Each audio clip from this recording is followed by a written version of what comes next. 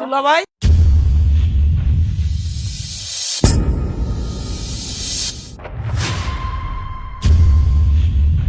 আরে ফেরদৌস, তোমার এই অবস্থা কেন? আর দুলাভাই কোয়েন না, জায়গা জমা বাড়ি ঘর বেচছে ওই ডিলারের ব্যবসা করবার গেছিলাম, ব্যবসায় আমি ধরা খেয়ে গেছি, পথের ফকির হয়ে গেছি দুলাভাই। তারপরে রাস্তাতে যাওয়ার সময় রোড অ্যাক্সিডেন্টে আমার পাটা হারাইছি দুলাভাই। আজ আমি পথের ফকির দুলাভাই। মামা, আপনি পথের ফকির হয়ে গেছেন? আপনাকে আমি সেদিন একটা কথা বলছিলাম যে সময় কিন্তু সবার একরকম থাকে না, সময় বদলায়। মনে পড়ে সেদিনের কথা? কি ব্যাপার দুলাভাই, ভাগ্নি নিয়ে তুমি সকাল সকালে হাজির? কই সকাল সকালে বাইরে কই যাইতে চাও? ওই যে নতুন একটা ডিলারশিপ নিমু তো, ওই জায়গায় যাইতেছি। আইছিলাম মানে একটা কথা কইবার লিগে। কি কথা কোন? তোমার ওই যে দুইটা বাগনি, তোমার ওই বাগনি দুইটারে ছোট ছিয়া তোমার বইনে মারা গেছে গা। কষ্ট মষ্ট করে তোমার বাগনি দুইটারে মানুষ করছি, লেখাপড়াও শিখাইছি। তখন তো বিয়ার বয়স হয়ে গেছে গা, বড় বাগনিটারে তোমার বিয়া দেওয়ার লাগে। তো আমার তো এখন হাতে পাতে টাকা পয়সা নাই, কে ফুরিয়া ফেলাইছি সব কিছুই। বিয়ার সময় তো অনেক টাকা পয়সা লাগবো, খরচপাতি করণ লাগবো, 10 জন মানুষ আসবো, তাকে খাওয়ান টাউন লাগবো। তাই কইছিলাম কি যে যদি তুমি একটু সহযোগিতা করতে, তাহলে তোমার ভাগ্নিটার একটু ভালো মতো বিয়া দিয়ে পারতাম। দুলাভাই যা কইছেন সবই ঠিক আছে, কিন্তু আমার হাতে এখন টাকা পয়সা নাই। যে টাকা ছিল ওই ঘর দিছি, এগুলার পিছে খরচ করছি, আবার চকে জমিন রাখছি, আর সামনে আমার একটা ডিলারশিপ কিনেও লাগবে, ওই জায়গায় আমার লাখ লাখ টাকা লাগবে। আমি টাকা টুকা দিবার পারব না দুলাভাই। ভাই তাহলে আমি এখন কি করুম কো? আমার তো হাতে পাতে কিছুই নাই। মানুষের কাছে যে যে টাকা পয়সা চামু, তারাও একটা খারাপ কথা বলবে, তোমার আত্মীয় স্বজন এত বড় বড় থাকতে তুমি মানুষের কাছে হাত পাতোকে। এই জন্য আমি মানুষের কাছে হাতও পাতা পারতেছি না, এই জন্যই তোমার কাছে আইছি ভাই। আরে দুলাভাই, মাইসে তো মেলা কথাই কইব, কিন্তু টাকা দিবার বেলায় নাই। আমাকে তো দেখতেছাও চকচকা, যেমন আয় তেমন ব্যয়ও আছে। আমি মেলা টাকা খরচ করে ফেলাইছি দুলাভাই। এক কাজ করে যে গ্রাম থেকে কারো কাছে সুদি মুদি নিয়ে এই ঝামেলা শেষ করছে, আমি এখন এই সমস্ত প্যারা নিবার পারবো না দুলাভাই। মামা, আপনি এমন করতেছেন কিসের জন্য? আমরা তো আপনার ভাগ্নি, আমার বিয়ে ঠিক হইতেছে, কই আপনি হাসি মুখে আমাকে সাহায্য করবেন, তা না করে আপনি কি কইতেছেন আমরা এসে আপনাকে প্যারা দিতেছি? এনে প্যারার কি আছে? দেখেন মামা, এই যে এই বাড়িটা কি আপনার একার নাকি? এই বাড়িতে তো আমার মা বড় হইছে, আমার মায়েরও তো ভাগ আছে এই বাড়িতে। বুবু তো একদম ঠিক কথাই কইছে মামা। আমার মা যখন বাইচা ছিল, আপনি তো আমার মায়ের কাছ থেকে সমস্ত সম্পত্তি লিখে নিছেন। এখন মামা হিসেবে আপনার একটা দায়িত্ব আছে না?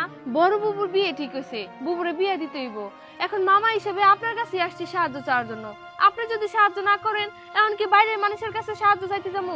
এই তোরা পোলাপান, তোরা এত কথা কস কিসের জন্য? তোরা তো জানোস না, তোর মায়েরে যখন বিয়ে দেয় আমার বাপে, ওই তোর মায়ের জন্য 2 পাখি সম্পত্তি বেইছে, তারপরে বিয়ে দেয়। আর বাদ বাকি যে সম্পত্তি আছিল তখনই আমার ভাগ করে লিখে দিচ্ছে। তোরা এখন এগুলা নিয়ে কি টানাটানি করতেছ? মামা, আপনি এটা কি কথা কইতেছেন? আমার মা এবারের মেয়ে আসছিল, আমার মারে বিয়া দেওয়া আপনাকে দায়িত্বের মধ্যে পড়ে না? তখন 2 পাহিয়া 10 পাহি আছে, আপনাকে বিয়া দেওয়া তো একটা দায়িত্ব আছিল, তখন দায়িত্ব পালন করছেন। আর এখন আমরা আইছি মায়ের ওয়ারিশ নিতে, আর আমরা তো সরাসরি ওয়ারিশও চাই নাই। শুধুমাত্র আমার বিয়া ঠিক হইছে, আমার বাপে কইছে একটু জানি সাহায্য করেন, তাতেই আপনি কেমন করতেছেন? আমাকে এখন যে অবস্থা দেখেন মামা, আমরা এত কিছু বুঝি না। আমাকে এখন বিপদের সময় আমরা কার কাছে সাহায্য চামু? আপনারই আমাকে সাহায্য করতে হইব। দেখছো ছোট মুখে কত বড় বড় কথা কইতেছে। সেই কখন থেকে তুমি কইতেছো যে তোমার কাছে টাকা পয়সা নাই, তুমি টাকা পয়সা দিতে পারবা না, আর ওরা তোমার মুখের উপর খালি কথা কইয়াই যাইতেছে। এই তোমার প্রতি তোমার ভাগ্নিকে ভালোবাসা না?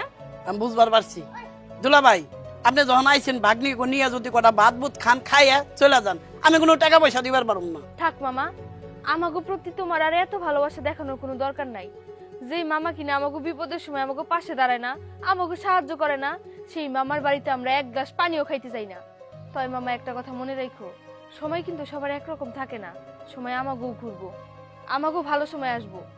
আব্বা, বুবু, চলো আমরা চলে যাই। দিল সকাল সকালে আমার মুডটাই নষ্ট করে দিল। হ্যাঁ আব্বা, স্কুলে যাম, টেয়া দাও।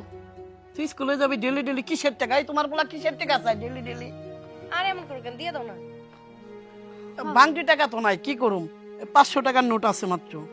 দাও 500 টাকা দাও, 500 টাকা দিলে বেশি ভালো বলে। দেবো? দাও দাও, পোলাপান মানুষ, দিয়ে দাও। যা যা। থ্যাংক হিসাব ইউ করে আব্বা। খরচ করিস। আচ্ছা মা, গেলাম। যা। এই পোলাটার এই যে খরচ, ওরা একটু কই হচ্ছে, এত খরচ আমি দিবার পারুম না। আচ্ছা যাও, তুমি তোমার কাজে যাও। আপনি কি ভেবেছেন আমরা কখনো ঘুরে দাঁড়াতে পারবো না? ঘুরে আমরা ঠিকই দাঁড়িয়েছি, কিন্তু সেই দিনের কথা আমরা ভুলে যাইনি। সামান্য কয়টা টাকার জন্য আপনার বাড়িতে গিয়েছিলাম, আপনি কি করেছিলেন? আমাদেরকে অপমান করেছেন। অবশ্য ভালোই হয়েছে, সেই দিন যদি আপনি টাকাগুলো দিয়ে দিতেন তাহলে হয়তো আমার বিয়ে হয়ে যেত, আর আমি কখনো বাবার পাশেই দাঁড়াতে পারতাম না। সেই দিনের অপমানের কথা মনে রেখে আমি মনের মধ্যে জেদ করে বাবাকে নিয়ে একটা ব্যবসা শুরু করি, আর আজকে আমি সফল। হ্যাঁ, আমার বুবু একদম ঠিকই বলেছে। দুলাভাই, আমার অবস্থা না এখন খুবই খারাপ, যদি আমার কিছু সাহায্য করতেন। তুমি সাহায্যের কথা বলছো? আরে সাহায্য তো আমি প্রতিদিন মানুষকে করে থাকি। সেদিন যে তুমি ব্যবহার করেছো সেই জন্য তোমাকে আমি টাকা দেবো না। মামা দাঁড়াও, তুমি কি ভেবেছো তুমি ওই দিন যে ব্যবহারটা আমাদের সাথে করেছিলে আমরা ঠিক একই ব্যবহার করব? না, তুমি হয়তো বা স্বার্থের জন্য রক্তের সম্পর্ক ভুলে যেতে পারো, কিন্তু আমরা না। বাবা, ওনাকে 1 লক্ষ টাকা দিয়ে দাও। তুমি এই টাকাটা দিয়ে আবার নতুন করে সবকিছু শুরু করো। ঠিক আছে, তোরা যখন বলছিস, এই ধর। এই নাও। এই যে মামা শুনুন, এই 1 লক্ষ টাকা কিন্তু আপনি ঘুরে দাঁড়ানোর পর আমাদেরকে ফেরত দিতে হবে, কারণ এটা আমাদের ব্যবসার টাকা। ঠিক আছে বাগনি, আমি আবার ঘুরে দাঁড়াইলে আমি এগুলো ফেরত দিয়ে দেবো। বাবা চল, চলো। তা বাবা, তোমার এই বাংলো বাড়িটা পছন্দ হয়েছে তো? আরে হ্যাঁ, খুবই পছন্দ হয়েছে। হ্যাঁ চল আর একটু ঘুরে দেখি। চলো।